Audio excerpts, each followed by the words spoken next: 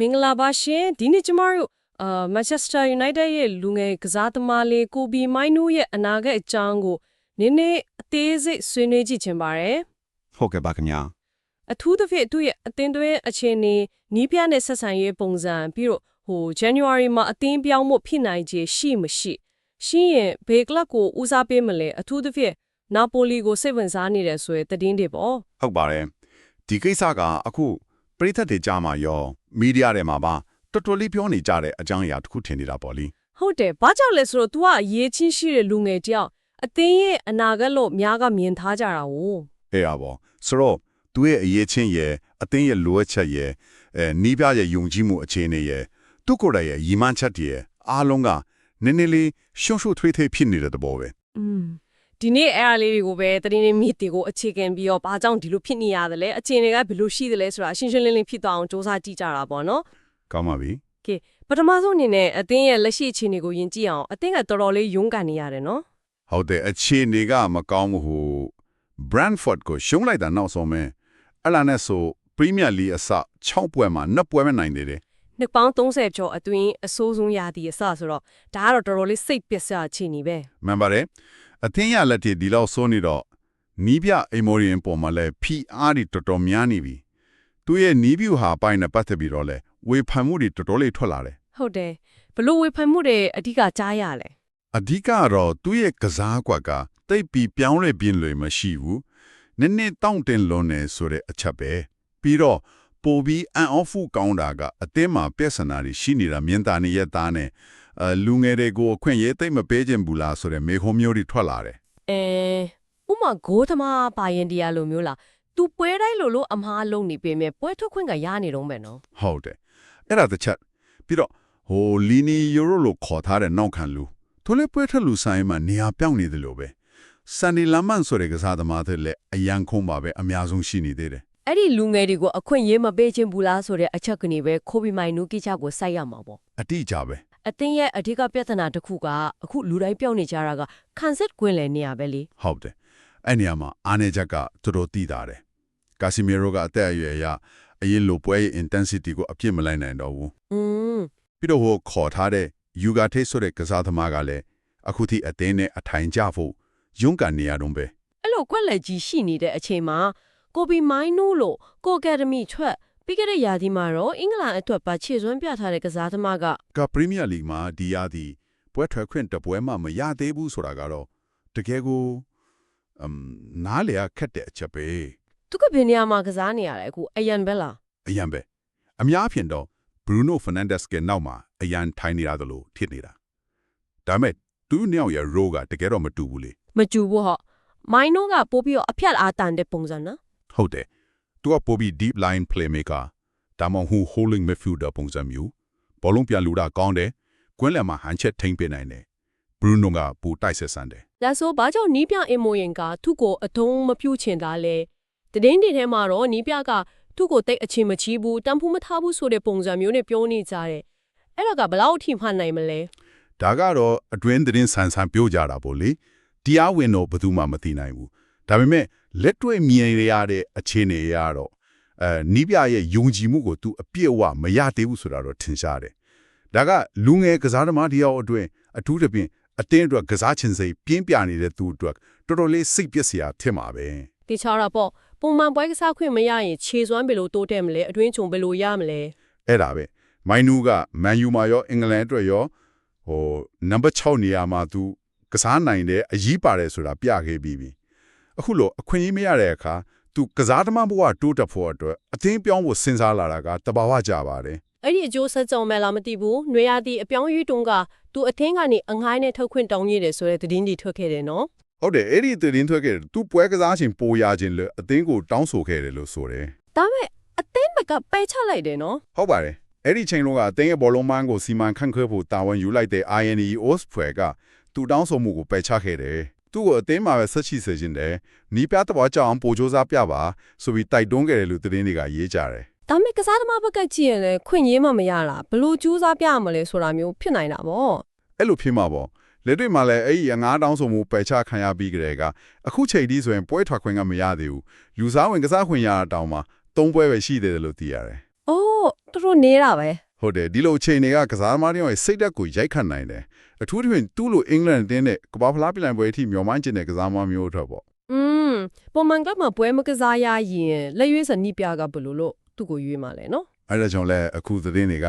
တကယ်လို့အချိန်တွေကဒီအတိုင်းဆက်သွားနေမယ်ဇန်နဝါရီအထိဘာမှတိုးတက်မလာဘူးဆိုရင်မိုင်းတို့ကသူ့ရဲ့ကစားသမားဘဝအိမ်မက်အသင်းကနေထပ်ဖို့နောက်တစ်ခေါက်စူးစမ်းလာလိမ့်မယ်ဆိုပြီးတော်တော်လေးအခိုင်အမာတုံ့တက်နေကြတာ ကဲအကယ်၍သူသာ tot fit ခဲရင်ရောဘယ်ကိုတော့ဟုတ်များလဲ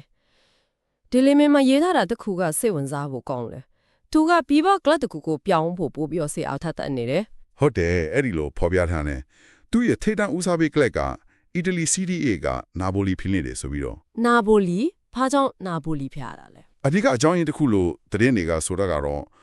သူ့ရဲ့အသင်းပေါ်ဟောင်း Scott McTominay ကအခုနာဘိုလီမှာအငားနဲ့တွားကစားနေတာလေ ဟုတ်တယ်သူအဲ့ဒီမှာတော်တော်လေးခြေစွမ်းပြနေတယ်နော်ဂိုးတွေလည်းတွင်းနေတယ် အဲ့ဒါပဲ McTominay အဲ့ဒီမှာအောင်မြင်မှုရနေတာကိုသူကမျက်မြင်ကိုယ်တွေ့မြင်နေရတော့ကိုနဲ့ရင်းနှီးတဲ့သူတယောက်အတင်းတင်းမှာအဆင်ပြေနေတာကသူ့အတွက်ဆွဲဆောင်မှုတစ်ခုယုံကြည်မှုပေးနိုင်တဲ့အချက်တစ်ခုဖြစ်သွားပုံရတယ် Not confidential ဆိုတဲ့သတင်းဌာနတစ်ခုရဲ့ဖော်ပြချက်ကပိုတော်အသေးစိတ်သေးတယ်။နွေရာသီတုန်းကတောင်မာနူကခွင့်ပြုခဲ့ရင်နာပိုလီကမိုင်နူရဲ့ပထမဦးစားပေးချက်ခင်မှာအထီးကြတယ်လို့ရေးထားတယ် ဟုတ်ကဲ့နာပိုလီဘက်ကလည်းသူကိုခေါ်ချင်ခဲ့တယ်သူကိုယ်တိုင်ကလည်းနာပိုလီကိုတွားချင်ခဲ့တယ်လို့ဆိုတယ် ။အဲ့ဒီသတင်းမှာထူးထူးခြားခြားပါနေတာတစ်ခုကသူနာပိုလီကိုတွားချင်တဲ့အကြောင်းရင်းတွေမှာမက်ထုံမနီနောက်ဝိုင်လန်တို့နဲ့ပြန်တွဲချင်တဲ့အပြင် Kevin De Bruyne နဲ့ပါအတူကစားချင်တယ်ဆိုတဲ့အချက်ပဲအချက်ကနည်းနည်းလေး အဲ့ဒါကနည်းနည်းလေး shop သွားစေနေတာဟုတ်တယ်ဒီဘရိုင်နာကမန်စီးတီးကစားသမားလေးနာပိုလီမှာမတော်မနေဟွိုင်လန်ဒီဘရိုင်နာမိုင်နူအတူတူရှိနေဟုတ်ဆိုတာက လက်တွေ့မကြဘူးပေါ့နော် လက်တွေ့မကြဘူးဆိုတော့အဲ့ဒါကတရင်ရဲ့သူရဲ့လွဲချော်မှုလားဒါမှမဟုတ်မိုင်နူရဲ့ရီမန်းချက်မြင့်မားပုံကိုဖုံဖော်ချင်လို့ဒီဘရိုင်နာနာမည်ကိုထက်သွင်းလိုက်တာလားဆိုတော့ဒီချာမပြောနိုင်ဘူး ထင်နိုင်တာကတော့သူကအဆင့်မြင့်ကစားသမားတွေနဲ့တွဲကစားခြင်းတယ်သူ့ကိုယ်သူပုံမြင့်တဲ့အဆင့်ကိုတက်လန်းခြင်းတယ်ဆိုတဲ့သဘောကိုပြည့်ကျင်တာမျိုးလည်းဖြစ်နိုင်တာပဲနော် ဟုတ်နိုင်ပါတယ်ဘလို့ဖြစ်ဖြစ်အဓိကသူ့ပုံမှန်ကစားခွင့်ရဖို့ပြီးတော့အောင်မြင်နေတဲ့ဒါမှမဟုတ်အလားအလာရှိတဲ့ project တစ်ခုမှာပါဝင်ဖို့စိတ်ဝင်စားနေတယ်ဆိုတော့ရှင်းပါတယ်နာပိုလီမှာမတွင်းမနေဟွိုင်လန်တို့ရှိနေတာကတကယ်လက်တွေ့ကျတဲ့ဆွဲဆောင်မှုပေါ့ နာပိုလီပြင်တခြားစိတ်ဝင်စားတဲ့အသင်းတွေကိုရှိသေးလား ရှိတယ်လို့သတင်းတွေထွက်နေတယ်စပိန်လာလီဂါကထိပ်တီးတဲ့ Real Madrid နဲ့ Atletico Madrid တို့ကလည်းမိုင်းနွေတဲ့အခြေအနေကိုစောင့်ကြည့်နေကြတယ်လို့ဆိုတယ် အော်ဒါဆိုရင်တော့သူ့ရဲ့အရေးချင်းကိုဥရောပထိပ်သီးကလပ်တွေကအတိမတ်ပြုထားရဲဆိုတဲ့သဘောပဲ အတိအကျပဲဒီလိုကလပ်ကြီးတွေကစိတ်ဝင်စားတဲ့ဆိုကြတဲ့ကသူ့မှာတာမန်မဟုတ်တဲ့အရေးတွေးတွေအလားအလာတွေရှိနေလို့ပဲဒါကြောင့်လဲတုံးသက်သူတွေကမန်ယူအနေနဲ့ဒီလိုကစားသမားမျိုးကိုလွတ်လိုက်ရရင်ဒါဟာကြီးမားတဲ့ဆုံးရှုံးမှုအန်ဒီတစ်ခုဖြစ်လာလိမ့်မယ်လို့ပြောနေကြတာ ဟုတ်တယ်ပုပ္ပတုံးကလိုအဖြစ်မျိုးနောက်တစ်ခါဖြစ်မှာကိုပြည်သက်တီကစိုးရိမ်နေကြမှာပေါ့ မှန်ပါတယ်ကိုအကယ်ဒမီထွက်ကောင်းကောင်းလေးကိုအလကားနီးပါးလက်လွတ်ပြီးမှနောက်ပိုင်းပြောင်းလဲအဲ့လိုမျိုးတွေမဖြစ်ချင်ကြတော့ဘူးလေ နောက်တစ်စိတ်ဝင်စားစရာကောင်းတဲ့သုံးသက်ချက်တစ်ခုကမန်ယူမာတာနီးပြအပြောင်းလဲဖြစ်ခဲ့ရင်အကျိုးရှိဆုံးဖြစ်သွားနိုင်တဲ့ကစားသမားကကိုပီမိုင်းနူဖြစ်နိုင်တယ်ဆိုတာပဲ